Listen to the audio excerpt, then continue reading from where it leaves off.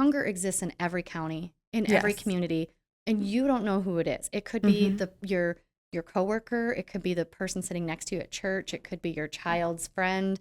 And a lot of it is because of the inability to ask for help and also not wanting to be seen. Yes. And then when somebody reaches out to us about that, I do think the intent is they're like, hey, we want to make sure that this food is going to people who really need it. Yes. So I think they're trying to help, but also they probably do. Yes. They just aren't saying it, and we're hoping you wouldn't recognize them.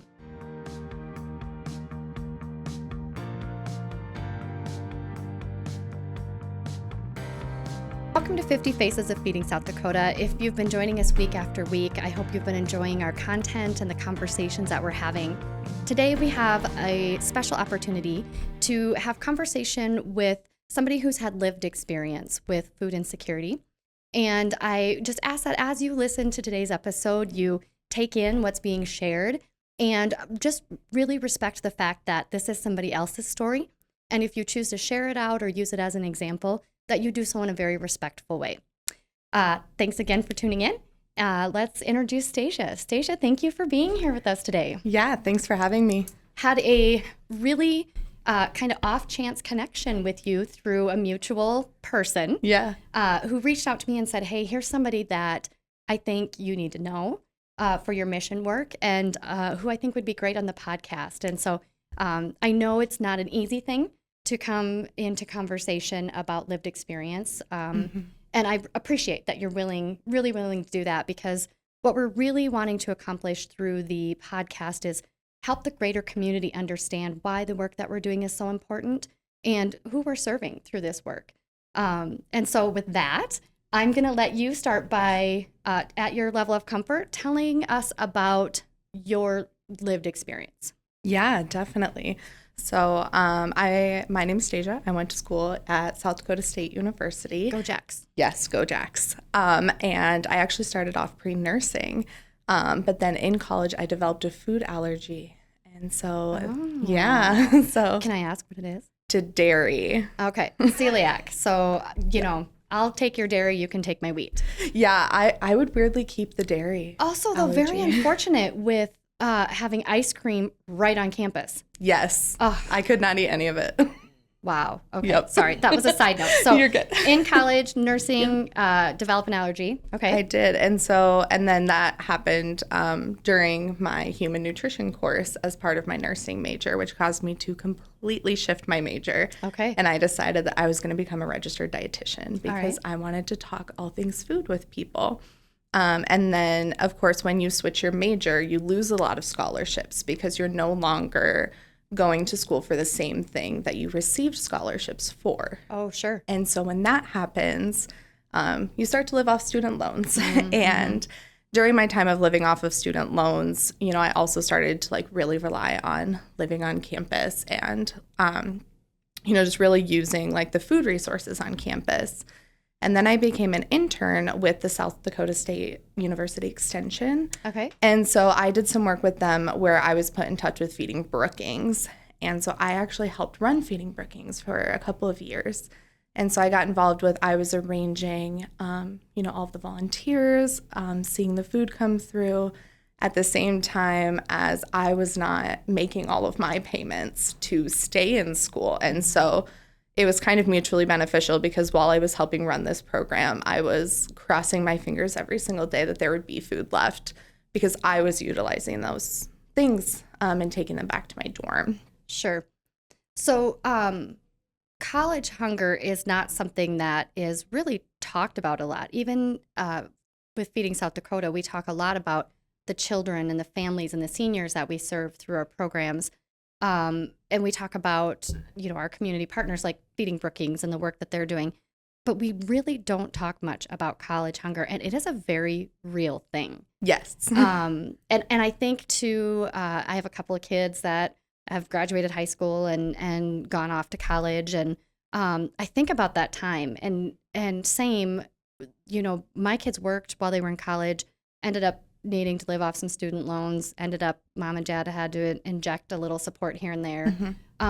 But there are many students like you found yourself where it just really, really comes down to the physical part of hunger, that it's not, you're making some really tough decisions at that point. Yeah, I remember a couple different times like buying coffees for people because, your loans will cover like your meal plan. And so then there were a lot of students on campus. We would sell like the food that we were getting or coffees or fancy coffees and things to people to get gas to go back home for holidays.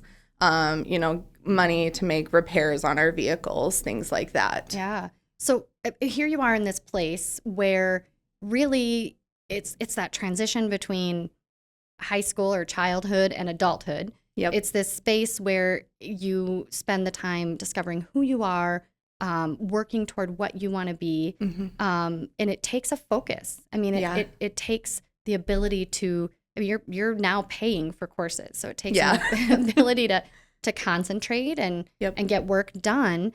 How was that impacted when you started, making these decisions? Yeah, my mental health was not great in college. I spent so much time hiding what was going on. My family had no idea. My friends, most of them didn't know. You just push through, but hiding that takes time. You're always working. You're always kind of covering that up. And so then I was trying to work as well as taking a full course load to try to pay for everything, to try and make sure that no one knew what was really going on. And that just takes a really big toll on you mentally. And it can kind of be a cycle. Yes. Right? Where, it might be 1 week, things are a little tight and you kind of get through. But then the next week you don't quite get through as well. And then suddenly it catches up to you. And it really just starts to put you into this place of this consistent cycle of, if you can't get food and be fed and be physically nourished, then your mental health starts to be challenged and suffer from that, which makes it hard to be successful in class or take action. And so then you're right back to, I'm making a choice, I don't have food, and right back into that cycle. Tell me a little bit more about how working with Feeding Brookings was impactful to you during that time in college. Yeah, I just really started to see a lot of different patterns, both between what I was receiving as feedback from those who were going through the line, as well as what I was noticing, and just simple things like not everyone had a can opener. And so we did a lot of canned foods. And then several people would be like, do you have a can opener? Like, I can't open any of these things that you're giving to me. I can't cook them. I have a stockpile. People are opening them with knives and getting injured. And I wasn't thinking about that. And then I was sitting there studying nutrition, and I'm seeing all these canned foods. And at first I was like, this is terrible, until I was like, but just because it's canned doesn't mean that it loses any sort of nutritional value. It's still nourishing. It's still food. And so then I had to shift my mindset as a future professional as well. That's true, because when you look at it from a nutrition standpoint, you look at things like My Plate or, all these resources that people may use to build a healthier diet. That fresh produce is always the first option, right? But it's always one of the first things that comes out of the budget of somebody who has a tight grocery budget.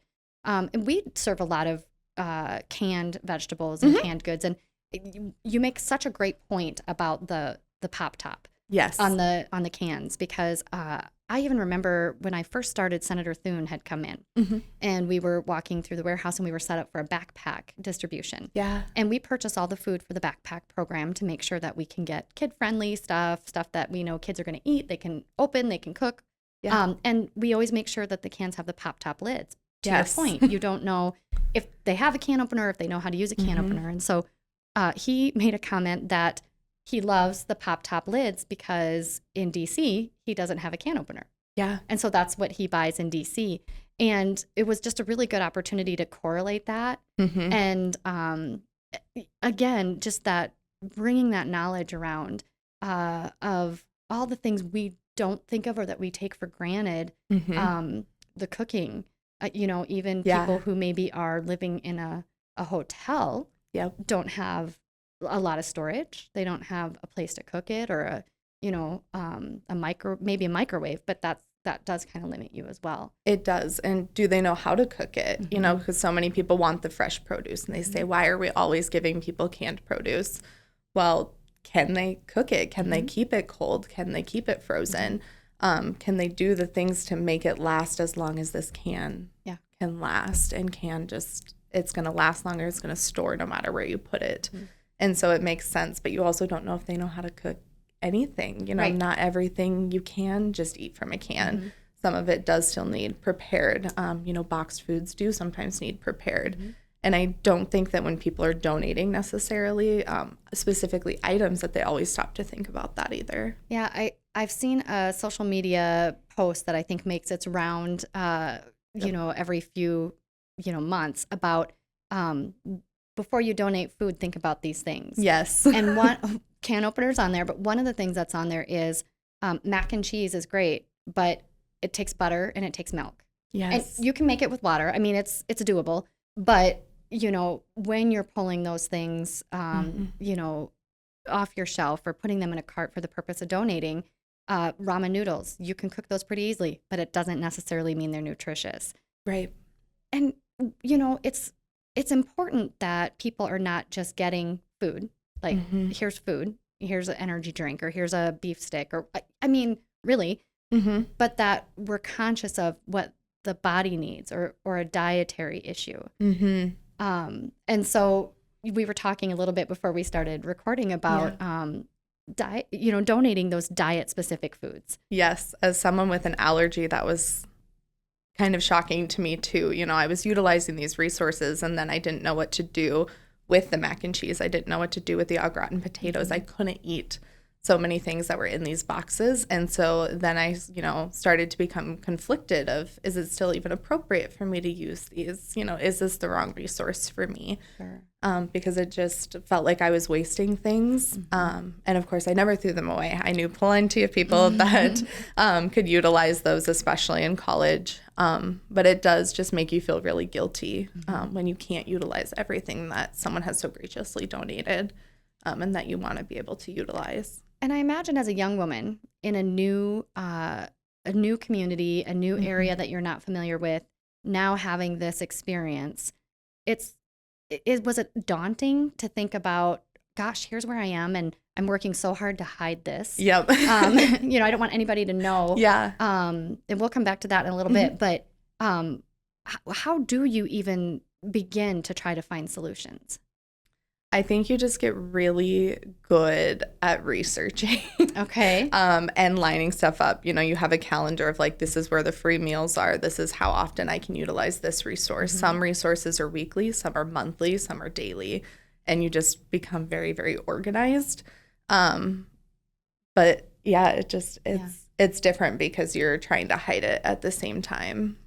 So did you find a variety of resources available in your community? I mean, I know we have Feeding South Dakota partners there, but I also know that there are people in many communities working to fight hunger that aren't partners. So were you able to find a good balance of resources? Yeah, Brookings is wonderful. They have Jack's Cupboard now, and so they do have a food pantry on campus. They have a way where you can receive extra block meals and things like that. So I do think for the specific meeting the food need, there's definitely resources there.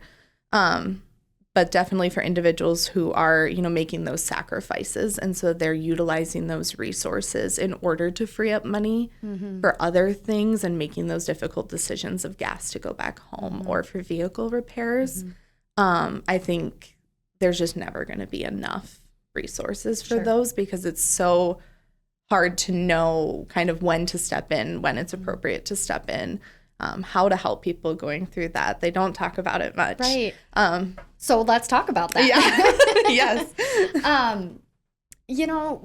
We serve people in many communities in many ways, but I think probably one way that people are very familiar with is our mobile food distribution program. Yes. Which is a drive-through food access program that happens once a month. Used it for years. Love it. Love it. But, we really come into a space like that as an organization with a mission to end hunger and provide for a need that somebody has, with the thought that if they're there, Mm-hmm. they need food. Yes. Because, to your point, it's not easy to ask for help. No. I think that we're a very old-fashioned state in some ways. Mm-hmm. We're a very proud, hardworking state. Yes. And so people see it as weakness Mm-hmm. to reach out for that help, especially in the areas of food. Yes. Did you have that same experience? Like, was that what kind of drove you to keep it hidden? Or Yeah. Yeah. Yep. My parents worked really hard growing up so that we did have what we need. Mm-hmm. And so I definitely never wanted them to know Mm-hmm. kind of the struggles that I was going through. Sure. And then so my husband and I moved down here and we bought a house. But then with a house comes a mortgage. Mm-hmm. And both of us were in school at the time. And to make, again, student loan payments, to make a mortgage, we were still utilizing the resource down here. And when you buy a house, people think that you should only be able to afford the house. Mm-hmm. And if you're buying a house, then you better be able to make your payments for everything. Right. And so when we didn't talk about the fact that every single month we had it lined up of which food distribution we were going to that month and how far we could spread it, mm-hmm. Which one was the closest and things like that. Mm-hmm. Because, everyone was so proud of us. We bought a house. This was this amazing thing. We were doing so great. And so we didn't want people to know that in order to pay for this house, we were getting our food needs met through Feeding South Dakota. So in the last 2 years that we've mm-hmm. operated, each year we've had a 20% increase in the number of families we serve through the mobile food distribution program. Mm-hmm. Most recently in the current fiscal year, on average, we're at about 13,500 families every month across the state with our mobile food distribution program. And we try to sit and analyze and think about why. Mm-hmm. I mean, really, is it that people are just becoming more knowledgeable about our program as a resource? Is it, all the things, right? Mm-hmm. And it really comes down to exactly what you were talking about, that in our economic situation that we've been in since post-COVID, we come out of these pandemic era benefits where people are getting, extra dollars to mm-hmm. support their way of living. And that brought so many people up in the nation out of food insecurity. Yeah. And then when those benefits went away, gosh, that number just skyrocketed nationally. I mean, it just went to this huge jump.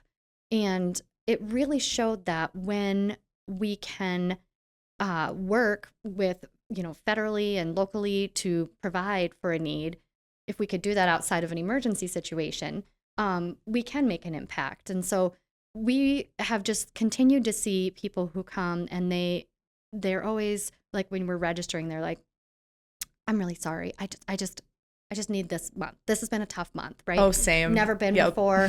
Like they almost feel like they have to apologize that they're using the resource and justify why they're using the resource. And really, I mean, we just are so glad we're able to say, it's okay. Mm-hmm. This is what we're here for. If you need food, we want to make sure that you have food. Yeah.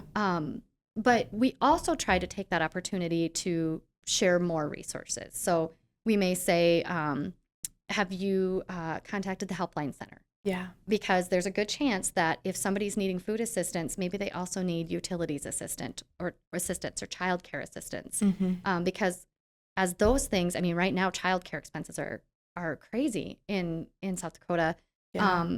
Those impact the budget and the decisions. And so, but one of the things we talk about is SNAP, and formerly known as food stamps. Yep. Was that a resource that you were able to use? We were just barely above the income limit. So we fell kind of in what I feel is a very widening gap, where you're very all or nothing. And so we couldn't get the benefits because we were just above the income guidelines, I think by less than $100. So we couldn't get that resource, but then we still felt like we didn't have enough, to pay the utilities and the mortgage and the gas prices at the time, and I was commuting to Brookings for a couple of months to finish my degree. Sure. And we just couldn't make all of those ends meet.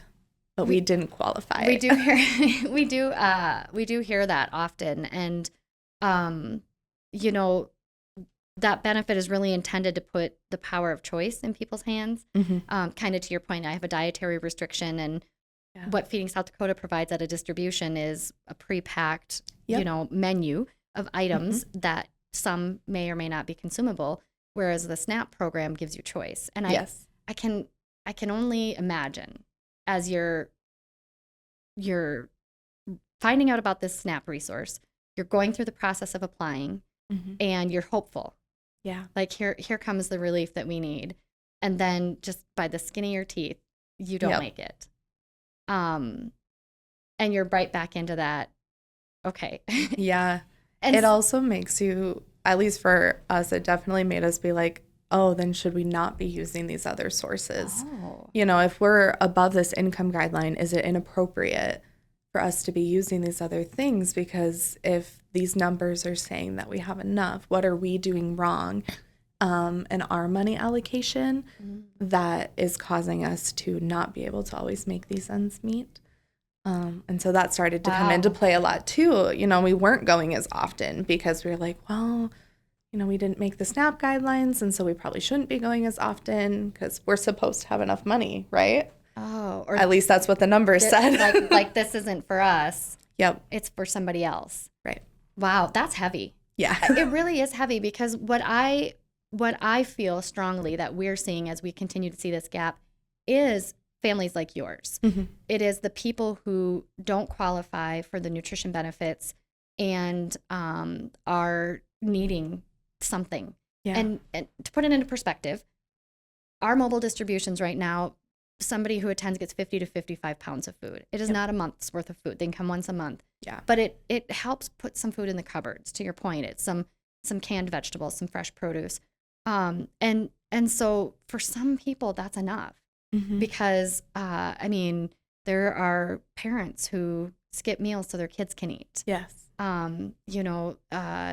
There's just all these crazy choices that people in this situation have to make. And so I really feel strongly that we're seeing people who, if nutrition benefits like SNAP would be an option for them, our programs could see a decrease in usage. Yes. Which would be okay with us, because, it's the continuous rise gets to be challenging. Yeah. So how do I want to say this? So here you are, new house, new husband, finishing school. Yep. Trying to keep up this image that we're doing great, but we really need help. Yep. And then you're like, oh, maybe this isn't for us. But thankfully, you kept utilizing your resources. We did, yes. Tell me a little bit about your experience as a recipient at a mobile food distribution. Yeah.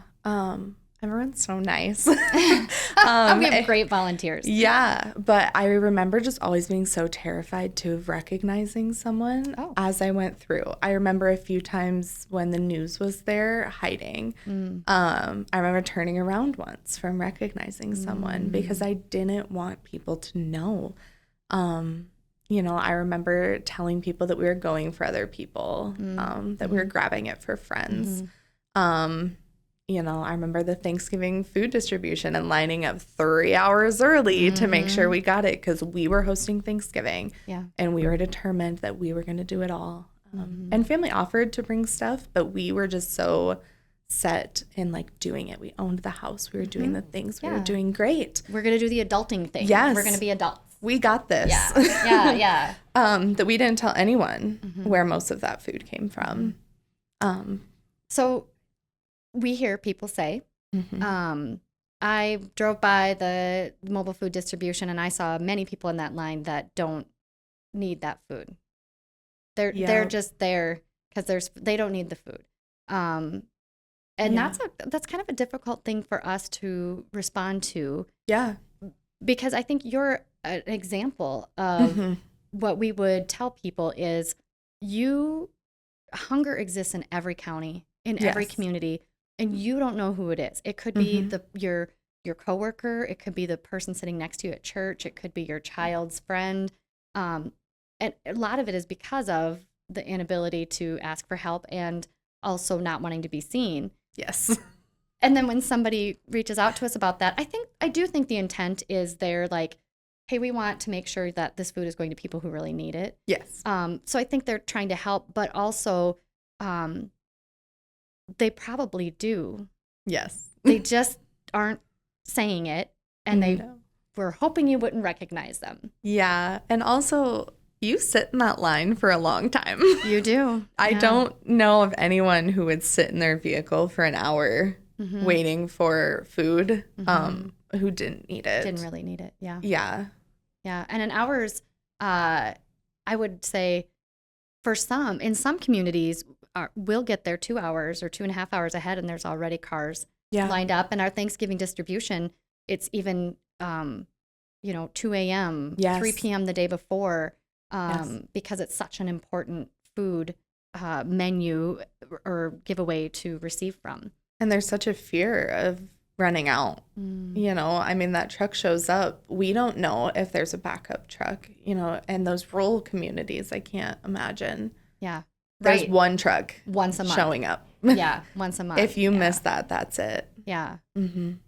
So, another thing that I think you really exemplify for us that we share with people is that we provide food access to people for whatever situation they're in. Yeah. And so for some, it may be a long-term situation. Mm-hmm. They may be receiving nutrition benefits, but because of a disability or a mental health issue or an addiction issue, they Mhm. can't, they're not able to get a job. And so they may be coming month after month utilizing our programs, all the way to people who need it maybe just for a couple of months because maybe somebody lost a job or there was a medical event and they've got to focus on those medical bills, to somebody who, like yourself, maybe used it more than a few months, Mhm. but understands and respects the resource and is able then to come out of that situation. Yeah. And be able to now not have to worry about food access. Yeah. And so I think that's just such an important thing to share because it is not a permanent thing. No. And as you look back on it now, from where you're at today, Yep. would you change the way that you handled anything? I would have told our families. You would have. Yeah. And how might that have changed it for you? I think we would have been surprised at the family and friends that probably would have also utilized it had they known in order to prioritize their funds as well. Okay. But I also think that we would have been surprised at the support we would have received had we been more open and honest from the beginning. It really shouldn't be a taboo topic. No. It shouldn't be something that we're like, oh, I'm hungry, but I can't talk about it, or I can't afford groceries, but I can't talk about it. Mm-hmm. Or I, skipped the car payment Mm-hmm. because we had our kid's birthday party this month and I wanted to give him a party, but I can't talk about it. Yeah. So with that being said, Mm-hmm. I appreciate that you're willing to come in and help us normalize the conversation. Yeah. Because that's really what it comes down to, Yeah. is normalizing it. And we're very fortunate to be supported by a wide variety of businesses and organizations and people and foundations and grants that we tell our impact stats to. Yeah. And we share stories when we have them or know them or interactions that we have. But really, once somebody gives to us, they know the work that we're doing. But hearing from somebody who can say, this really made a difference in my life, Yeah. is just such a blessing to be able to share. Yeah. I mean, it truly was the difference in me making mortgage payments and getting to my classes in college. It truly was the difference of me coming home one Christmas and having the gas money to do so. So had you not had that access that you utilized, things could have been so different. Yeah. really different. Yeah. Well, I'm glad that you had that option. Yeah. Whether it was a Feeding South Dakota program or not, I'm glad that you had that access. And I hope that your willingness to share with us today helps other people feel comfortable with that. And Yeah, I hope so too. sharing, asking for help that they need, and also finding those resources to know that they're available in the community and that they're able to get the food that they need, because it's really that fundamental. Yeah. It's that first thing. It is. But yeah, you also never know what the person in that vehicle as you're driving by that distribution is going through. Mm-hmm. You don't even know if that is their vehicle. Mm-hmm. You don't know if that is their phone that you're upset that they're on in that moment. Mm-hmm. You don't know if that's a work phone from this job that they just finally got, but they don't have that first paycheck yet. Sure. You don't know if they're caring for extra family members because someone passed away, Mm-hmm. and they have no idea because they've never fed a 6-year-old. Yeah. You don't know if that was inherited. You don't know if you're living in that vehicle. You don't know if they're skipping their meals to pay for their dog or cat to be able to eat because that's the only person left in their life because they've pushed everyone away by not telling them what's really going on. So I hear grace. Yes. Give grace. Please. Yes. And try to be understanding. Yes. And just really help where you Mm-hmm. can and when you can. Yes. Thank you so Yes. much for being here today. Of course. Thanks for having me. Thank you for taking some time to listen to Stasia's story. And I hope that you've had the opportunity to understand the impact of the work that we do here at Feeding South Dakota. If you're somebody who supports us through donations, either financially or food, or volunteering, if you're giving your time, I really hope that you've been able to see the impact of what you're giving us after it is received by Feeding South Dakota.